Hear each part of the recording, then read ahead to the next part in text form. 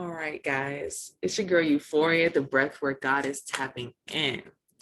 I just recently shared my story with the HERPESCOULDNEVER platform. Guys, I'm so excited to be here and to be able to share healing with you all. When sharing healing with you all, I've come to the realization that it takes nothing from one candle to light another, right? And here I have two candles. I'm literally going to show you exactly what I mean. So say we have this candle. I love purple. Purple is my favorite color, right? This candle needs to be lit. It's lit now. The candle is lit in its own right to be lit. It takes nothing away from this candle to share light and healing with another candle so that this candle can continue on to light another candle. You get what I'm saying, guys? It takes nothing from me and my light to share healing with you and yours so that you guys can be light, so that your light can continue to grow, so that eventually one day you can light someone else's candle, right? Now, enough with the pyro maniac-esque vibes. Let me stop. But no, seriously, guys, it takes nothing from me to light another candle. It takes nothing from me to give light and love to someone else.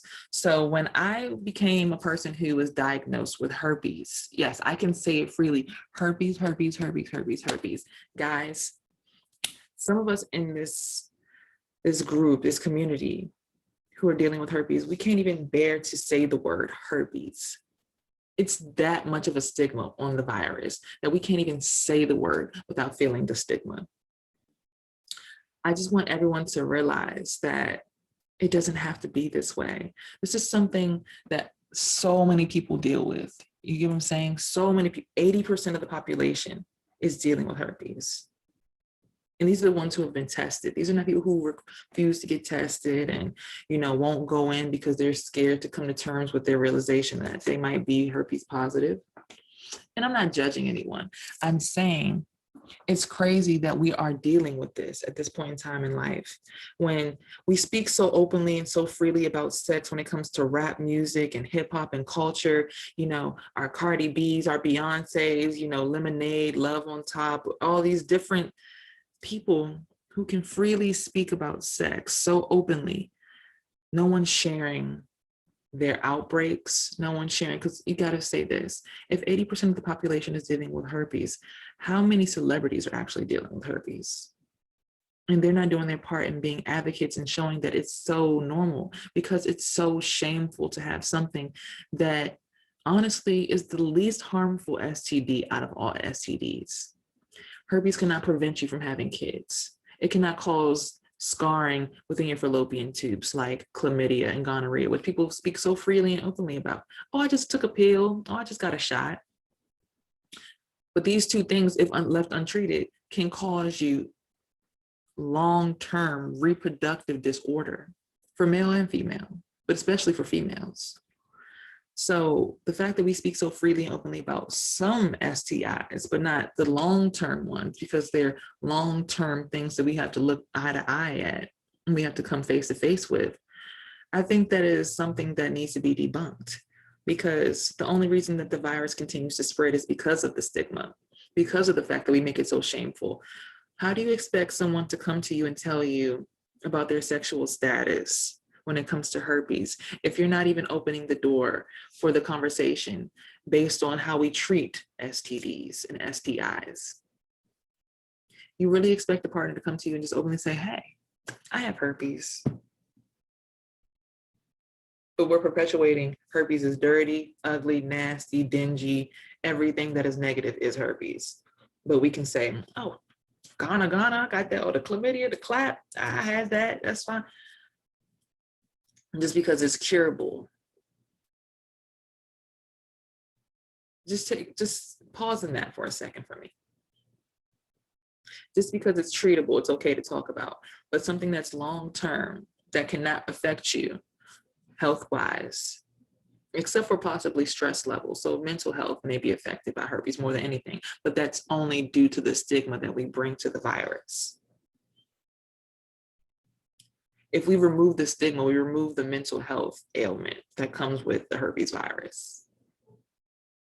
We also allow the open floor for other people who are dealing with herpes to come to the forefront and be open about it, so that people who don't have it, who have been tested thoroughly and have done a full STI panel, can say yes or no. And we should, as people who are herpes positive, give others the ability to choose. Stop fearing rejection so much that you're subjecting other people to what you're dealing with. And this is not to shame anyone in the herpes community. I've been there before. This is the only reason I'm speaking to you guys so hardcore, because it was until I learned and really accepted everything that I'm saying to you guys right now that I was finally able to truly take responsibility for my actions, which was I did not require any of my partners before my diagnosis to give me STD, STI panel results. I was not requiring to see anyone's paperwork before this. I was not requiring people to explain to me what they've done with other partners. People would say, oh yeah, you know, I've never had an STD before. And I would just trust them because the vibe, because, oh, well, this person's done everything else in their capacity to make me trust them. How could they possibly lie to me about this? Until it happened to me. Someone decided to not be open and honest with me. And that caused me to have to change my whole entire life around. But I don't get upset about it, right? Because at the end of the day, if it wasn't for herpes, I wouldn't be sitting here telling you guys that it's okay to be honest. My number one policy in all relationships, and even in life, and my customer service and everything, my clients, because I'm a hairstylist, cosmetologist, crown adjuster as well. The one thing that I always put on the forefront is honesty. Honesty is the key to life. If we learn to be honest with each other and stop trying to hide secrets and, you know, shade and all this other different thing, those are low vibrations, because there's only two vibrations, guys: love, and fear. And every single emotion is some variation of the two. So if you're choosing to use fear as your intention, you fear that this person will, you know, grow past you or get bigger than you. You fear these things. Why in the world do you expect someone to treat you with love? Why do you expect to receive love if all you're putting out is the fear frequency? See what I'm saying here? You can't put out one and expect the other in return. So that's why I choose to shed love and light with you all and allow you to understand that when you share love and light, you open the floor for more love and light to come to you. You can only harvest a crop that you have planted. You cannot expect to get love flowers if you're only planting fear fungus. So just rest in that. Remember, guys, everything starts with you. Every belief starts with you. If you're feeling the herpes stigma, if you're feeling the weight of herpes, it's because you at one point were pointing one finger at someone else. And now there are three pointing back at you because now you found out that you're herpes positive. And I'm not here to ridicule you about it. I'm just here to let you know that's okay. I once was a person who was perpetuating the stigma. I was pushing that narrative until it happened to me. But now that it's happened to me, it's allowed me to be a more spiritually balanced person. I'm now able to shed light and love purposefully. That is my intention always, to love people to life. I can love you to life. Okay, guys. So I just wanted to share that with you all. I'm not sure what I'm going to do with this video yet. I'm probably going to end up putting it on YouTube as my introductory to speak about my herpes on a physical platform with people so I can put a face to my brand. But I just want you guys to know that you're not alone. If 80% of the population is dealing with herpes, and these are people, like I said, who have been tested. So that 80%, right? Let's take 100 people. 80% of those people have herpes. So the 20% of people who don't have it, you know, it's slim to none. That's the minority. And yes, they can go around judging and perpetuating whatever kind of narrative they want to. But until the 80% learns to accept the virus, the stigma, and understand that the stigma is not the narrative. It is just something that someone once believed and they pushed it on everyone else and everyone just followed suit. That moment, the stigma can be broken. At that moment, you're allowed to be free. Because herpes could never stop this, stop me, make me ugly, make me hateful, make me spiteful, make me jealous, make me angry. Herpes could never make me a bad mother, bad sister, bad friend. Herpes doesn't dictate anything in my life except for the fact that it brought me to being a more spiritually balanced and focused person so that I can allow other people to become more spiritually balanced and focused. And people, you don't have to be herpes positive to take advantage of the healing that I'm sharing with you all. It's just that I'm working so vigilantly to get the 80% to understand that the virus is not the problem. I speak with the Herpes Could Never group. They have a book. Trigger warning. It's not your herpes. You don't love yourself. That sounds very harsh. But when you truly, genuinely love yourself, like I love myself, and of course, I'm growing every single day, guys. It's not done in one day. Rome was not built in a day. The Eiffel Tower was not built in a day. Things that last are not overnight. This healing that's lasting within me did not happen overnight. But I have the blueprint. I have built a whole entire system that's going to allow you to release that trauma. When we breathe together and we get spiritually focused and realizing also that spirituality is completely different from religion, it is at that point we can break free from the traumas of the past. The triggers, they disappear when you peel back the layers. So I just wanted to share that with you all, guys. I love you guys so much. And I want you guys to have some of this healing too. Like, I want you guys to just feel as light as I do now. I literally feel like I'm floating when I'm walking. I don't feel the gravity of the world anymore. I don't feel the weight of the stigma anymore. Someone talks about herpes around me, or someone makes a side comment, I'm the first one to say, oh, herpes positive like me. I gave herpes a face. Because herpes doesn't have to be necessarily this person, that person. Herpes has no identity. Herpes is a virus that can be contracted by anyone. You can hold hands with someone who has herpes Whitlow and contract herpes on your hand and not know it and masturbate and end up with genital herpes. You can have herpes on your hand from holding hands with someone and peel the skin on your lip or put your chapstick on or put your DCT or Blistex on, and then you have herpes on your lip. It's literally that simple, guys. It's a skin virus. It's not a death sentence.